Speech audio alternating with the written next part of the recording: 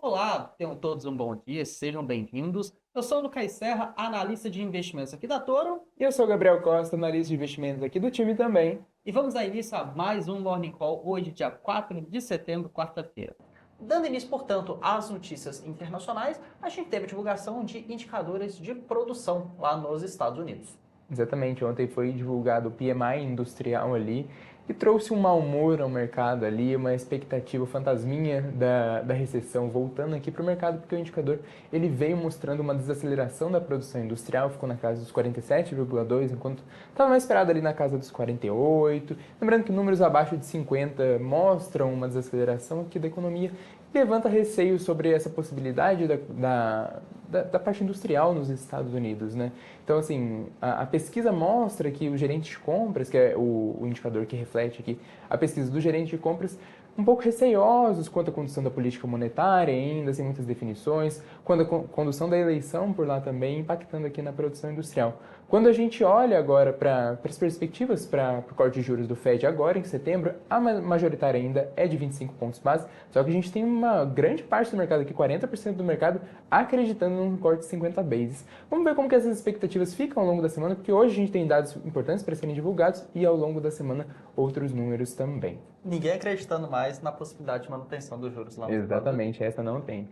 E agora passando para a economia da China, né? A expansão de serviços esfria.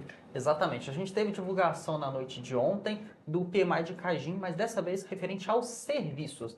E, por mais uma vez, o índice decepcionou, veio abaixo das expectativas. A gente consegue até ver nesse gráfico, ali mais precisamente na linha preta, como que o PMI de serviços recuou. O PMI referente à indústria, ali no campo azul, já tinha sido divulgado entre domingo, ali na manhã de segunda também, e já tinha impactado de uma forma um pouco mais severa o mercado. Mas realmente a economia chinesa vem apresentando dificuldades, tanto na parte industrial, tanto na parte também de serviços. E aqui no serviço a gente acaba vendo uma maior dificuldade em relação a isso, que pode afetar o setor imobiliário, que a gente sempre menciona aqui, e acaba que indústria fraca e setor imobiliário fracos também contribuem para essa desvalorização expressiva do minério de ferro que a gente vem observando ao longo dos últimos dias, cotado agora a 93 dólares por tonelada, só recapitulando, e que vem causando também uma desvalorização forte nas principais ações de mineradoras ao redor do mundo. Não por menos, a Vale caiu cerca de 3% no pregão de ontem, que é uma desvalorização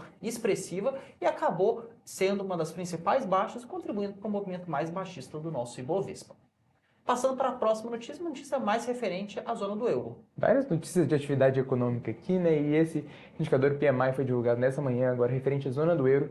Tanto o PMI composto quanto o PMI de serviços vieram um pouco melhores ali, frente ao mês anterior, ainda que abaixo das expectativas.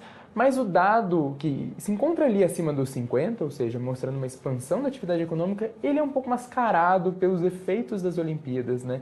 Então você tem esse efeito pontual aqui que impacta nesse indicador e distorce um pouco essa visão de desaceleração econômica que a gente tem tido na Europa. A gente viu a Alemanha, a gente trouxe até indicadores disso alguns dias aqui no Morning Call. A economia alemã, que é a principal ali da zona do euro, mostrando bastante sinais de desaceleração, outras economias também. Então, por mais que a gente tenha essa melhora pontual no indicador, a perspectiva por lá não é tão boa e as expectativas são de que o BCE realize 2 cortes de juros para tentar estimular a economia neste ano.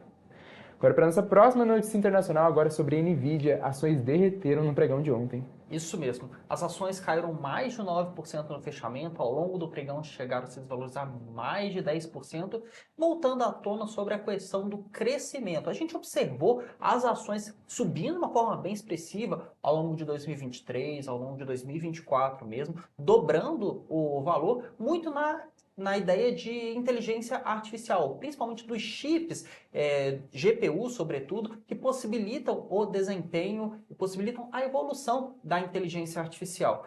Mas se você está na vanguarda desse crescimento e você consegue se beneficiar, consegue, no jargão de mercado, beber água limpa, também tem um certo receio referente a isso, é de que essa diferença que você cria para os outros competidores, ela tende a não durar para sempre. Ou seja, à medida que você avança, pode ser que os seus competidores avancem mais rápido e acabem diminuindo essa diferença que eles têm para o player que está na liderança, que nesse caso é a Nvidia. Então a gente tem tem as ações da NVIDIA já em patamares bem altos, com múltiplos já muito esticados, e que muitos dizem até que para manutenção desse patamar de preços e para justificar até mesmo os múltiplos elevados que ela negocia, ela precisaria crescer ainda a taxas muito fortes, dando sequência ao que ela já fez no passado.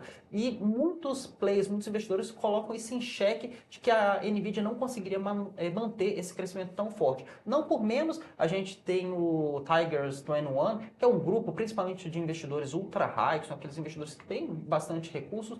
Cerca da metade deles fala que a NVIDIA é como se fosse um case no-go, ou seja, um ativo que eles não se mostram muito propensos a investir nesse momento justamente pelo patamar elevado de preços. E como a NVIDIA corresponde a uma porcentagem muito grande, quando a gente pensa nos principais índices acionários como S&P, próprio Nasdaq, acaba que a queda da NVIDIA empurra esses índices para baixo, igual a gente viu no pregão de ontem.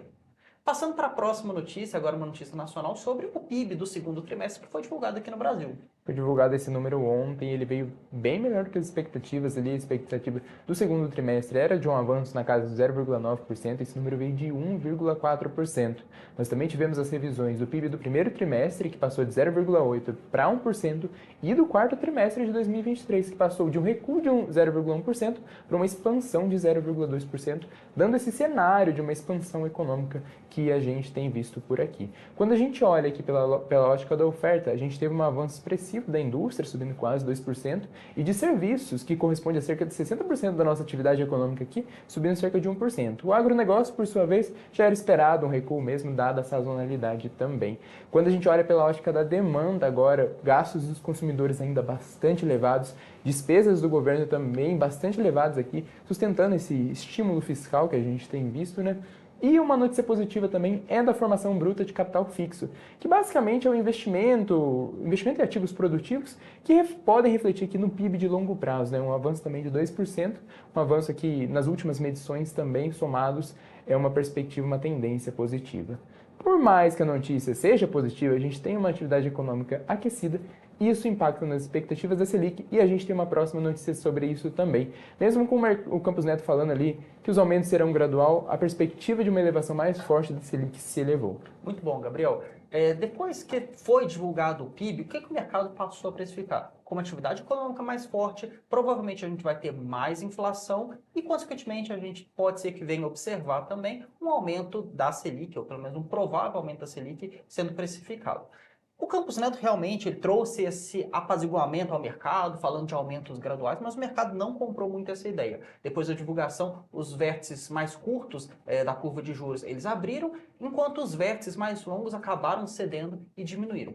Então eu trouxe aqui uma planilha que eu sempre trago para vocês, que é a expectativa do mercado sobre os futuros movimentos do Copom de acordo com os vértices de DI futuro. Nesse momento, o mercado está precificando um aumento mais provável de 25 bases em setembro, depois novembro, dezembro e janeiro, outros aumentos de 50 bases, então uma aceleração nesse sentido. E março, que ainda pode ser que mude bastante coisa nesse meio do caminho, uma volta para um aumento de 25 bases, chegando ali em março numa Selic de 12,5%. Portanto, o mercado já está acreditando que a gente vai ter esse aumento da Selic realmente, mesmo que os Estados Unidos estejam mais propensos à redução dos Fed Funds por lá. Então a gente tem que colocar aqui na mesa o que está em jogo. Principalmente o Campos Neto colocando esse aumento gradual, que abre portas também para uma manutenção com um comunicado mais hawkish, ou quem sabe esse aumento de 25 ou de 50 vezes é o que está em jogo agora nessas decisões. Te agradeço, você que ficou até o fim do nosso Morning Call. Obrigado também, Gabriel. Obrigado, Sé. Obrigado, traders, investidores. Bons investimentos e um ótimo dia. Toro Investimentos, uma empresa do Grupo Santander.